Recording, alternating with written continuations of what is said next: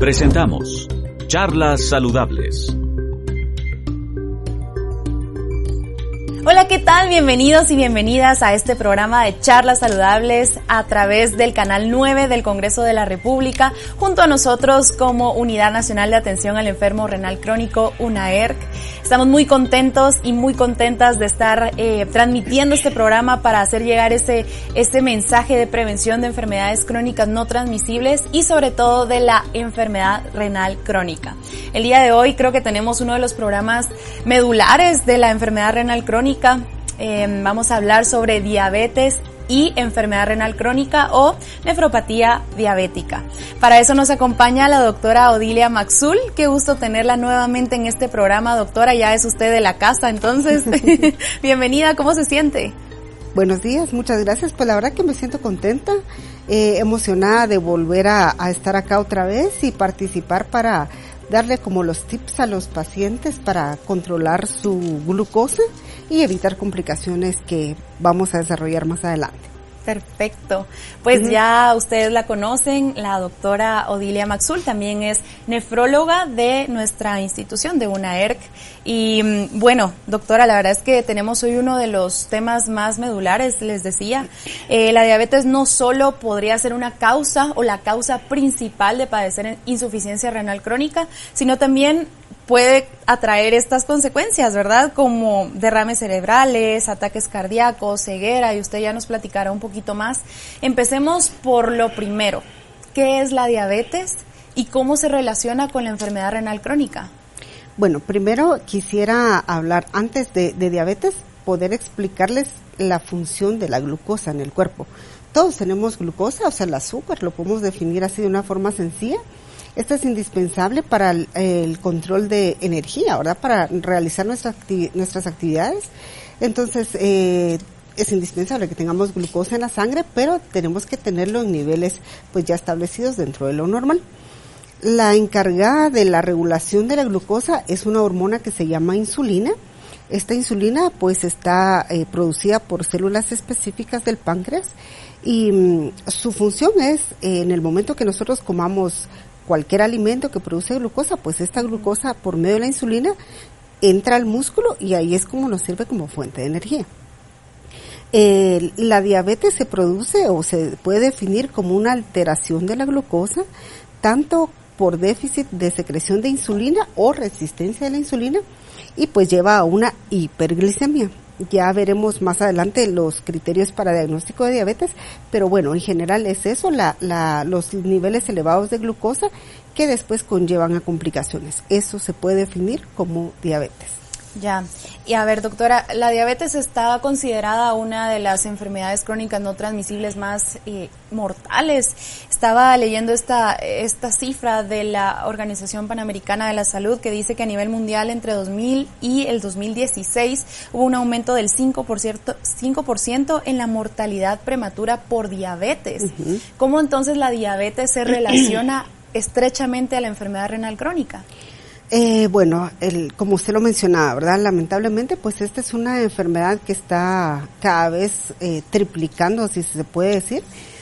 Se dice que para América está ahorita como 69 millones más o menos de personas padecen esta enfermedad, pero si no tomamos las acciones adecuadas, en el 2040 vamos a tener más de 100 millones de personas con esta enfermedad. Pues las complicaciones para la diabetes pues puede ser inmediatas y tardías, y una de las complicaciones tardías pues es la afección de los riñones. Entonces es fundamental, por supuesto, que tomemos acciones para evitar estas complicaciones, ¿verdad? ¿Y cómo es que entonces el aumento o este desequilibrio de la glucosa en el cuerpo afecta los riñones?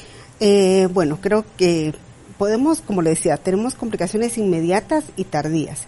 Entre las complicaciones inmediatas, por ejemplo, la elevación muy alta de la glucosa que pudiera llevar a una complicación que se llama cetoacidosis diabética o un estado hiperosmolar. Pero pues eso se puede controlar ingresando al paciente en el hospital, dándole insulina, dando una hidratación adecuada, lo controlamos. Pero mientras la glucosa está muy alta, va afectando los vasos primero de grandes calibres, luego de mediano calibre, y luego afecta las arterias más pequeñas que están tanto en el riñón como en el ojo.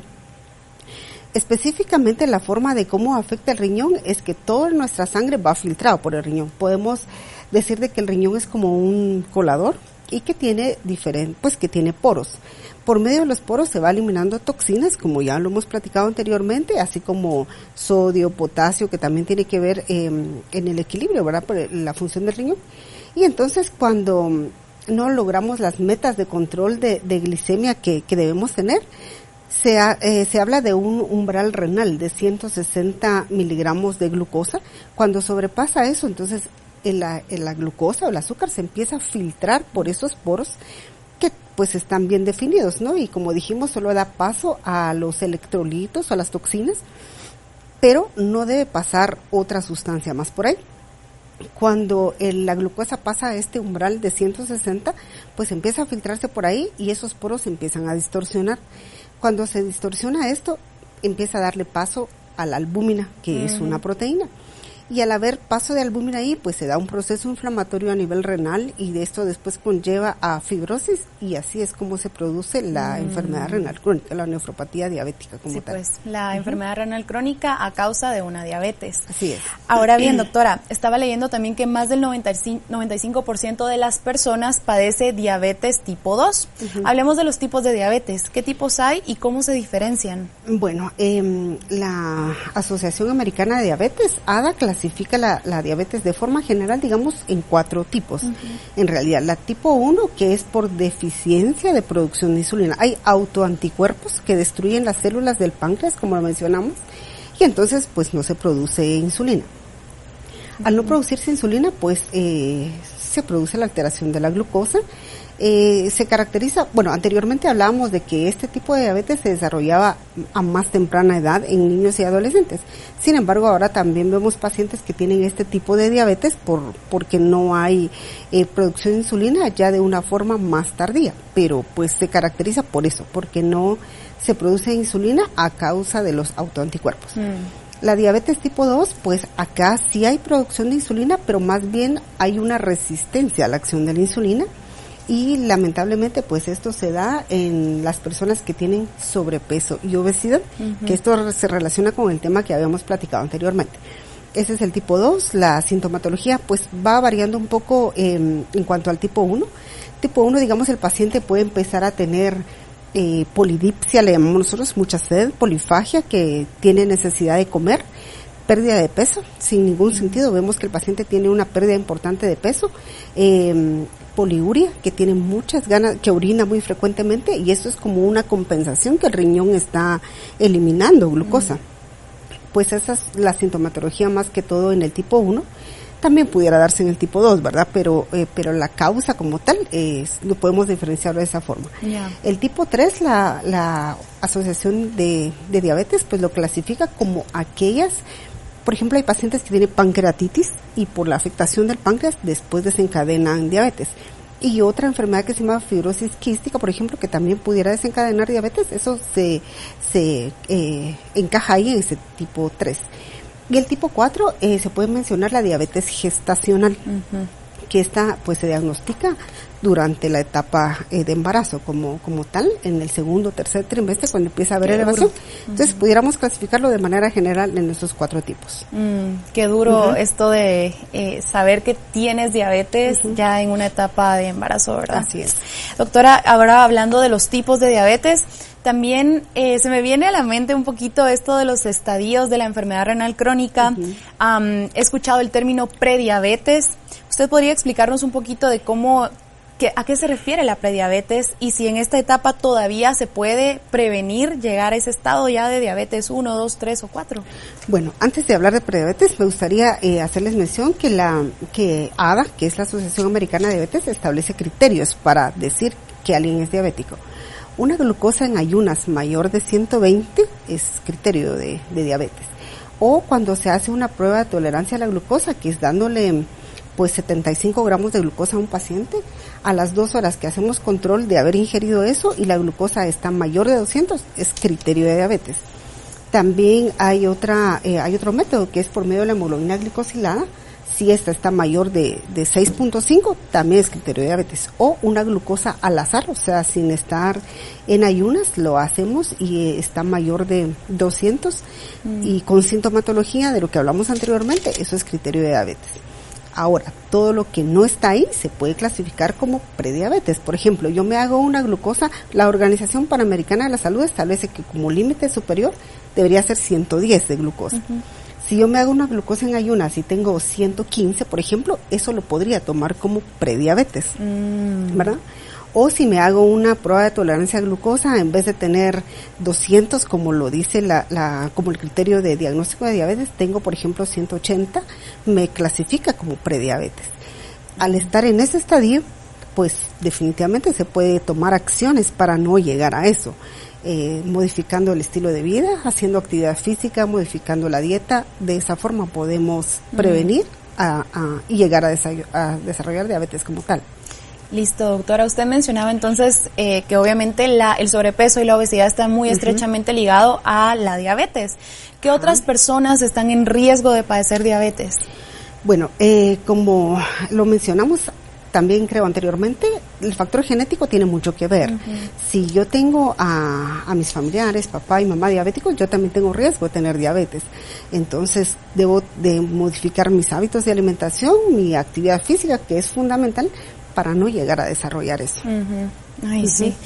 A ver, doctora, hablemos un poquito. Yo mencioné al principio un par de complicaciones de la diabetes como la ceguera, ¿verdad? Pero usted podría hablarnos un poquito más de cuáles son las complicaciones a largo plazo ya de ser diabético y de repente no tener una diabetes controlada, y también de las complicaciones de padecer al mismo tiempo una enfermedad renal crónica. Sí, bueno, a veces cuando uno pues entrevista al paciente, le dice, ¿ha estado en control? Sí, dice, ¿cuánto maneja de glucosa? Pues yo tengo 250, por ejemplo. Eso es un control inadecuado de la diabetes.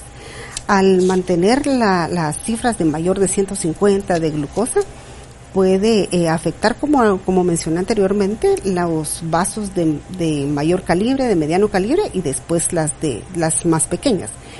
Entonces, el paciente pues puede tener enfermedades cardiovasculares, más riesgo de tener infarto al corazón, infartos cerebrales, como usted lo mencionó, ¿verdad? Que la ceguera por la retinopatía diabética que tiene el paciente.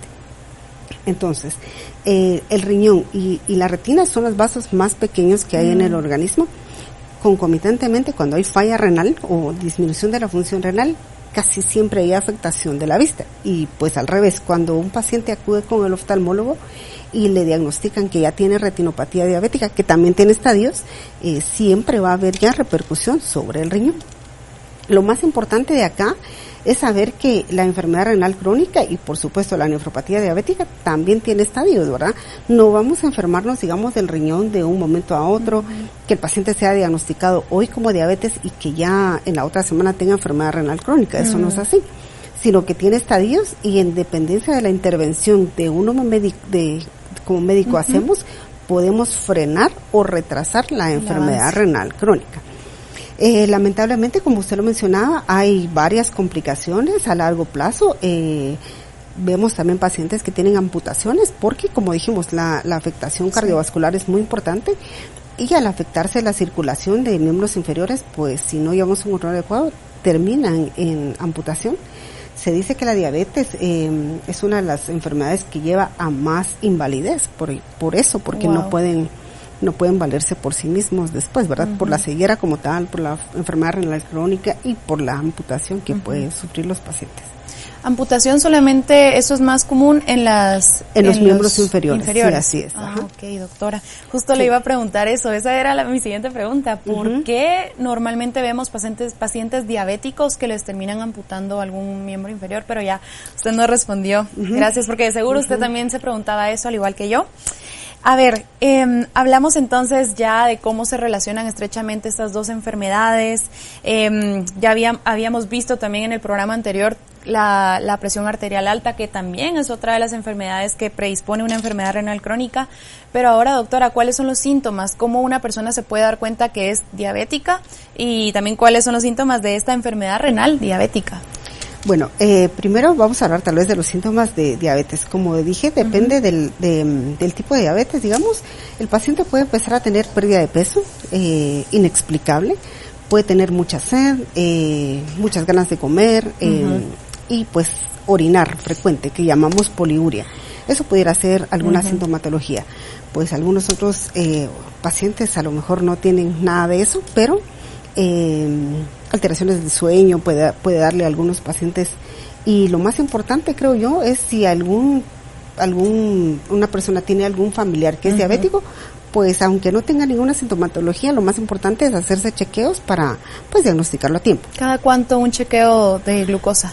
Por lo menos una vez al año para los que tienen factores de riesgo, ¿verdad?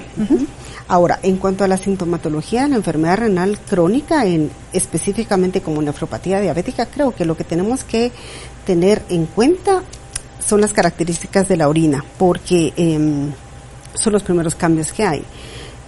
Cuando hablamos de una orina espumosa, para nosotros significa que hay proteínas en esa orina. Sí. Hablamos hace un rato, ¿verdad?, que cuando se alteran los poros, pues empieza a eliminarse proteína y lo vemos como una orina espumosa. Es una característica importante que hay que ver. Y pues eso es un estadio temprano en el cual puede pasar esto, ¿verdad? Ya en estadios más avanzados, pues la enfermedad renal crónica, pues nos va a dar cansancio, tal vez inapetencia, náuseas, vómitos, pero pues lamentablemente eso se da en estadios ya 4 o 5 de la enfermedad renal crónica. Pero en los pacientes diabéticos, indispensable estar viendo cómo son las características de la orina, y si vemos espuma, pues importante hacernos un examen de orina, cuantificar, llamamos eso microalbuminuria, y pues eso nos da pauta para tomar conductas tempranas. Perfecto. Doctora, nos llega una pregunta de la audiencia y dice: mi papá tiene casi 60 años, come muchos dulces.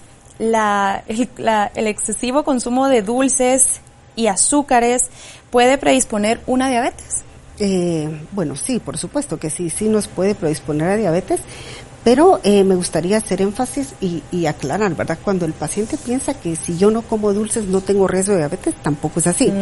Tenemos que aclarar que todos los carbohidratos, como por ejemplo nuestras tortillas, el pan francés, fideos, arroz, papas, por ejemplo, estos son carbohidratos, y al metabolizarse los carbohidratos, todos se convierten en glucosa. Entonces, todo paciente que se sobrepase en la ingestión de carbohidratos, y los dulces también son carbohidratos, por supuesto que es un factor de riesgo para desarrollar diabetes. Es que creo que eso mencionaba también nuestra nutricionista en programas pasados, que el alimento, aunque no sepa dulce, de seguro tiene sal, y aunque el alimento no sepa salado, de seguro como que todos los alimentos tienen alguna cantidad de azúcar o de sal, de sodio, de azúcar. Entonces, importante. Hay otra pregunta, doctora. La voy a leer tal como está, porque usted que nos está viendo tiene esa duda. Dice: cuando la metformina 500 miligramos ya no hace efecto, ¿ya hay otro problema? No, pues la metformina ¿es un medicamento? Sí, la metformina es uno de los medicamentos que utilizamos para el control de la glucosa. Para llevar como las metas de control en un paciente, son 3 pilares, diría yo, importantes: el medicamento, la dieta y los hábitos de ejercicio. Si un paciente no lleva una dieta adecuada, no es que no deba comer carbohidratos, sino que debe consumirlo en dependencia de la cantidad de energía también que necesita. Bueno, si el paciente toma medicamento pero se está sobrepasando en la dieta, obviamente los niveles de glucosa no se alcanzan como las metas que esperamos. O si su actividad física está disminuyendo, pues también puede tener hiperglicemia. Entonces, tendríamos que ver cuáles son los factores en los que está fallando el paciente, digamos, como para ver si es necesario aumentarle la dosis de medicamento. Perfecto. No solo la metformina es uno de los medicamentos que usamos, pero así puede pasar con la insulina o con cualquier otro medicamento para diabetes.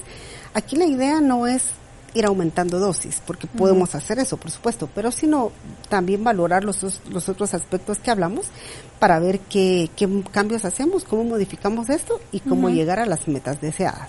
Perfecto, doctora. Justamente esa era mi pregunta antes de esta pausa, el tipo de tratamiento más adecuado para la diabetes. Y justamente para recapitular, usted dijo 3 factores importantes: medicamento, dieta y la actividad física. Así es. Recuérdense que en el medicamento, yo sí quisiera añadir eso, ¿verdad? No es el mismo medicamento ni la misma dosis para todos los pacientes, sino que es personalizado, por eso debe asistir a su médico, a su especialista y sobre todo no automedicarse, ¿verdad, doctora? Con esto nos vamos a la primera pausa y regresamos para seguir hablando de este tema.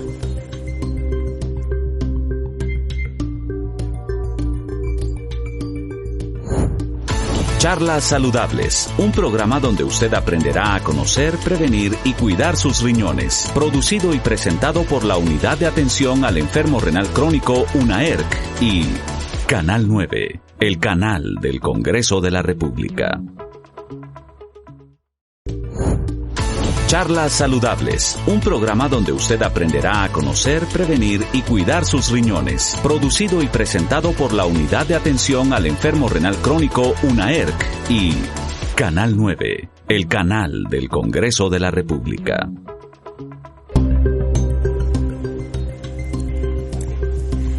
Muy bien, doctora, estamos de regreso en este programa de Charlas Saludables hablando de nefropatía diabética o enfermedad renal crónica a causa de la diabetes. Vamos a hablar un poquito acerca de la dieta, doctora. De seguro los pacientes diabéticos y también los enfermos renales tienen una dieta especial.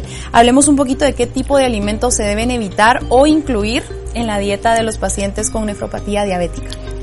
Bueno, más que evitar, yo creo que como hablamos hace un ratito, aquí hay que ajustar la actividad que tenga el paciente y darle los carbohidratos que necesite para llevar a cabo sus actividades, ¿verdad?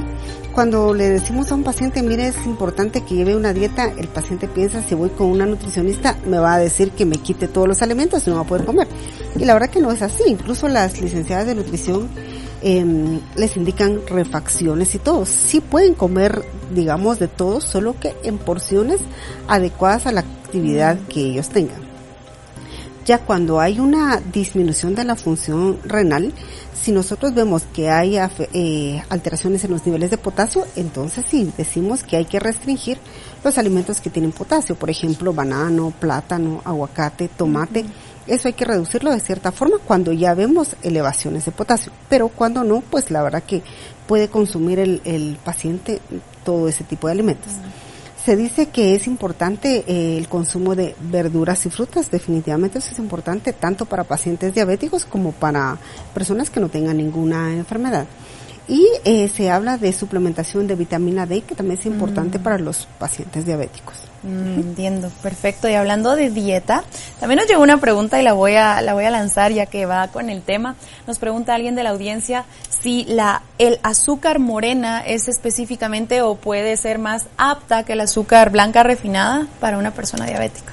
Yo creo que tienen aquí hay que ver el índice glicémico que tienen algunos, no solo el azúcar, sino algunos otros alimentos, ¿verdad? Cuando hablamos del índice glicémico, decimos que es como la capacidad de aumentar rápidamente la glucosa en sangre. Entre menos consuma, digamos, azúcar morena, el azúcar igual, porque tanto azúcar morena como la azúcar blanca definitivamente va a subir los niveles de glucosa si no lo consumimos a moderación. Entre menos consumamos eso, definitivamente que es mejor para la salud de todos. Perfecto. Bueno, ahí está la respuesta a la pregunta de la persona que nos cuestionaba. Sigan enviando sus preguntas, que nosotros estamos aquí teniendo una charla muy interesante y muy saludable con la doctora Maxul. Doctora, hablemos ya del otro factor que usted mencionaba. Ya hablamos un poquito de los medicamentos, ya hablamos de la dieta, hablemos de la actividad física, ese estilo de vida, pues de movimiento. ¿Qué tipo de ejercicios se recomiendan para las personas que padecen diabetes y enfermedad renal crónica? Bueno, el tipo de ejercicio pues tiene que ser un ejercicio cardiovascular. Se recomienda que el paciente pues pueda caminar. Ya habíamos platicado también anteriormente, creo yo, de que uno de las actividades que puede hacer el paciente pues mínimo debe ser 150 minutos de ejercicio a la semana, mínimo. Entre una caminata, bicicleta, por ejemplo, trotar o elíptica, esos son ejercicios cardiovasculares que el paciente lo beneficia tanto para el control de su glucosa como para control de la presión arterial. Su corazón. En el uso de pesas y todo, también sí lo puede hacer el paciente, solo pues esto sabemos que sirve para fortalecer la musculatura, pero para ejercicio cardiovascular, pues ya dijimos la caminata, el trote y la bicicleta, por ejemplo. Perfecto, doctora. Ahora me surge una duda. ya que mencionamos, hablando de los pacientes renales, en una ERC, por ejemplo, usted que tiene la oportunidad de atender a muchos pacientes de específicamente el programa de diálisis peritoneal, ¿cuál es el perfil del paciente mayoritariamente que usted ve? Por ejemplo, ve muchos pacientes diabéticos, ¿qué tantos, si podemos hacer una aproximación, si usted me podría decir aproximadamente el 100% de pacientes que veo, tantos son diabéticos? No, yo creo que nuestras estadísticas están como similares a nivel mundial, digamos, son como 40% de la población que tiene enfermedad renal crónica es a causa de diabetes, como 40% más o menos. Por eso es que es importante ver y prevenir estas complicaciones, sí, claro. Pero sí, como 40% de la población. Sí, entiendo. Ahora, doctora, esta pregunta es crucial. A ver, ¿se puede vivir con diabetes? Y si sí, pues, ¿tiene cura la diabetes? Definitivamente sí podemos vivir con esta enfermedad. Cura no tiene, o sea que digamos, mire, utilice este medicamento para curarse completamente de esta patología, pues no hay. Pero sí tenemos diferentes medicamentos que llevan al control de la glicemia. Una vez llevando las metas de control, pues evitamos las complicaciones que ya platicamos. Claro. Pero curación como tal, no. Se ha hecho investigaciones, en un momento se dijo que la implantación de células madre, por ejemplo, en el páncreas, podría como producir insulina, por ejemplo, pero la verdad que no hemos tenido, como los avances científicos hasta ahorita, no se ha podido tener una cura como tal, pero sí logramos controlar la enfermedad con lo que dijimos, la dieta, los medicamentos y la actividad física. Con eso llegamos a un control adecuado. Ya que usted hablaba un poquito de los avances médicos y que pues la tecnología aún no ha dado cura para la diabetes, pero ¿cuáles sí han habido? ¿Qué avances médicos se han producido recientemente en la investigación de la diabetes y de la enfermedad renal? Bueno, la verdad que hay algunos, hablamos hace un rato de la glucosa en ayunas, por ejemplo, de la prueba de tolerancia a la glucosa, pero desde hace un tiempo atrás se había propuesto como el índice de insulina glucosa en ayunas. Eso es un parámetro muy importante, por ejemplo, para aquella persona que tiene algún familiar y que ya tiene diabetes. Uno puede hacerse controles de insulina y glucosa en ayunas y al sobrepasar mayor de 600 es un factor predictivo de diabetes. Entonces, tenemos que hacer intervención temprana. Sí. Aparte, ahora sabemos que hay calculadoras específicas, eso ha hecho la tecnología, en el cual con simples preguntas, por ejemplo, le dice usted al paciente, ¿tiene familiares diabéticos? También si sabe su índice de masa corporal, el perímetro abdominal, que es importante, si consume frutas y verduras, si hace ejercicio, por ejemplo. Uno lo ingresa a esa calculadora y nos va diciendo el factor de riesgo, si es bajo, intermedio o alto de padecer diabetes. Eso creo que es como instrumentos importantes que nosotros tenemos y que nos puede orientar en el manejo de un paciente. Ahora, en cuanto a investigación como tal, también hemos visto que la albuminuria que platicamos hace un ratito, la eliminación de proteínas por medio de la orina, es un factor sumamente importante. Creo que ya habíamos hablado que la creatinina podemos decir como normal, hasta 1, por ejemplo. Y eso nos sirve para calcular la función renal de un paciente. Ya utilizando también calculadoras que tenemos disponible, tomamos en cuenta la creatinina, la edad del paciente y ya sea si es hombre o mujer, y nos dice cuánto tiene de filtrado glomerular. Si un paciente, por ejemplo, tiene 60 de filtrado glomerular, está muy distante a necesitar diálisis, pero es paciente diabético, tiene 60 de tasa de filtrado, pero tiene 300 miligramos de proteína en la orina, eso es un factor de progresión rápida de enfermedad renal crónica. Entonces, sabemos ahora, por las investigaciones, de que la albuminuria es muy importante tenerla en cuenta y por eso decíamos, ver las características de la orina. Cuando vemos que hay espuma, eso es indicativo de que hay albuminuria. Entonces, eso es en cuanto a los diagnósticos, ¿verdad? También sabemos que la albuminuria se relaciona a complicaciones cardiovasculares. Tenemos que hacer más énfasis en tratar la albuminuria. Y pues tenemos medicamentos que pues están saliendo ahora cuyo efecto es disminuir la pérdida de proteína para evitar la progresión de la enfermedad renal y aparte también prevenir las complicaciones cardiovasculares. Perfecto, doctora. Ahí entre la conversación usted mencionaba algo de tomar la glucosa en ayunas, que era una de las preguntas que justo me llegaba ahora de la audiencia, que preguntan cuál es el momento ideal para tomar la glucosa en glucómetro, en ayunas. Se dice que debe por lo menos haber 8 horas de ayunas para poder decir, pues me tomo mi glucosa y que debe estar por debajo de 110, ¿verdad? Ok, perfecto, ahí está la respuesta. Ahora, doctora, este es su momento, vamos a ese momento que a mí me encanta para escuchar los consejos del experto. A ver, bríndele a la audiencia un consejo saludable.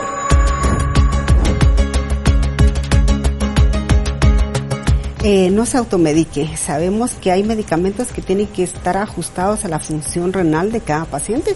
Entonces, pues no se automedique, mejor visite a un médico y así evitamos otras complicaciones. Tanto, por ejemplo, hay pacientes que tienen disminución de la función renal y toman medicamentos nefrotóxicos, le llamamos nosotros. Al final, pues empeora la función renal, pero también a veces tienen complicaciones de ototoxicidad que afecta al oído, así que mejor consulte a un experto y no se automedique.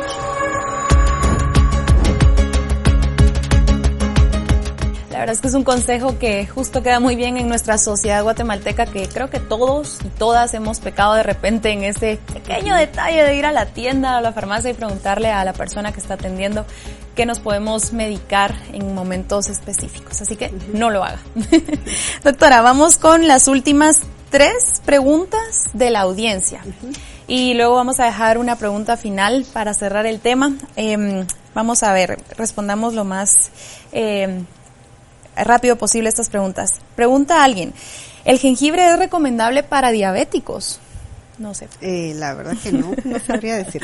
Bueno, no tengo idea si eso afecta como los niveles de glicemia, digamos, o que esto regule, la verdad no tendría respuesta para eso. Ok, perfecto. Entonces, de repente es fan del jengibre y quería saber ese detalle, pero mejor pregúntele a su médico.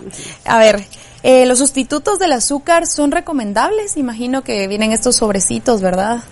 Sí, están los edulcorantes, digamos, que no producen ninguna caloría. Pues sí, la verdad que sí, se puede utilizar como sustitutos de la glucosa, pero hablamos, ¿verdad? Entre menos glucosa consuma uno mejor, porque también hay algunos pacientes que utilizan, no vamos a hablar de marcas, pero hay algunos que utilizan estos sustitutos y la verdad que lo usan en gran cantidad. Entonces, la verdad que uno se va acostumbrando a utilizar, entre menos utiliza eso, mejor todavía. Perfecto. Y la última pregunta de la audiencia habla de que, pues, obviamente ya vimos cómo están ligadas todas las enfermedades para cómo van afectando en varias partes de nuestro organismo, doctora.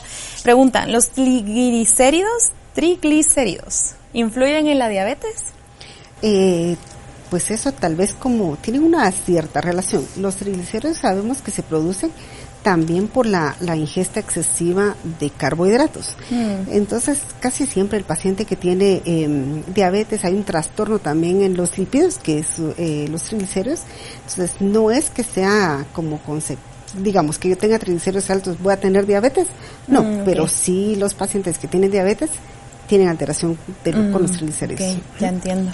Muy bien, y pues para ir cerrando el tema, no queremos asustarlos, no queremos pues generar algún tipo de, no sé, que vaya a pensar, wow, esto me puede pasar, pues lo importante es que se cuide, por eso estamos brindando esta información. Pero doctora, cuéntenos quisiera tal vez con esto impactar también a la audiencia. Usted como nefróloga ha tenido la oportunidad de tener algún caso impactante, algún paciente que haya marcado su vida, que haya sido justamente enfermo renal y diabético. Usted me venía mencionando algo ahí en el carro también, por eso me venía esta situación, para que usted le cuente a la audiencia algún caso que haya marcado su carrera como nefróloga. Bueno, yo creo que son varios. Sí. Pero pues sí, podría platicar de un caso específico. Un paciente diabético, uno le dice, a pesar de que ya tiene falla renal, uno le dice, mire, igual tenemos que como cumplir las metas de control de glucosa porque tenemos que preservar los otros órganos. O sea, si todavía podemos preservar la vista, pues hay que hacer lo posible para llevar a cabo el control de la glucosa. Pero pues él dice, de algo me voy a morir. Exactamente, vamos a morir de algo, sin embargo, tenemos que pensar en las complicaciones y en las consecuencias que esto va a traer. Pues este paciente no era muy disciplinado, que digamos. Un día nos dijo que tenía problemas con la pierna. Sabemos también que los pacientes con insuficiencia renal tienen trastornos del metabolismo óseo. Por tanto, pues tenía alteración del fósforo, calcio, PTH. Y bueno, una de esas, pues él decía, me duele el pie, le sugerimos que fuera al hospital a hacerse radiografía, no fue.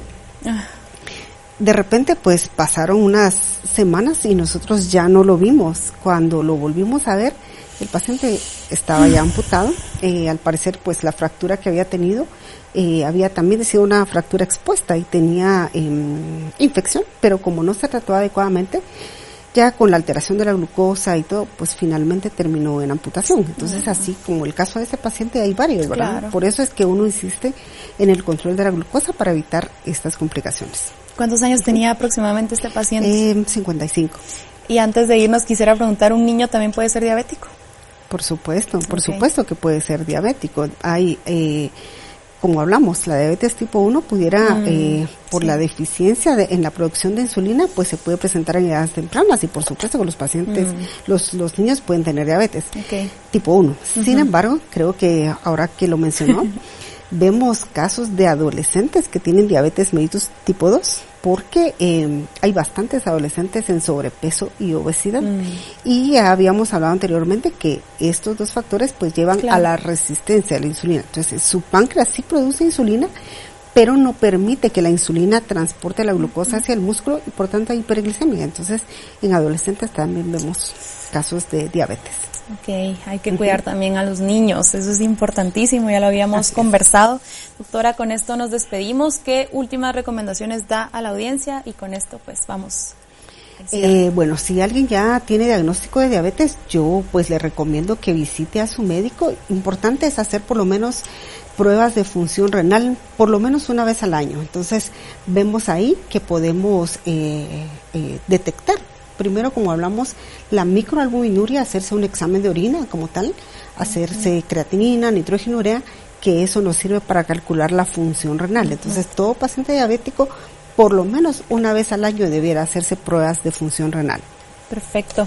Muy bien, espero que este tema pues haya impactado de manera pues consciente su vida, que de ahora en adelante también sea más intencional en sus hábitos, en lo que alimenta su cuerpo y pues sobre todo en esa cultura de prevención de enfermedades crónicas no transmisibles que la verdad es que nadie las quiere en su vida, estoy segura de eso.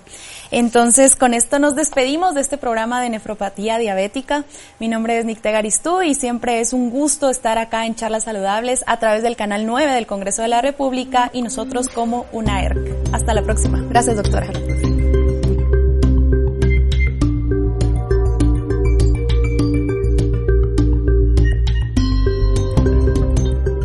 Le invitamos a ver el próximo programa de Charlas Saludables.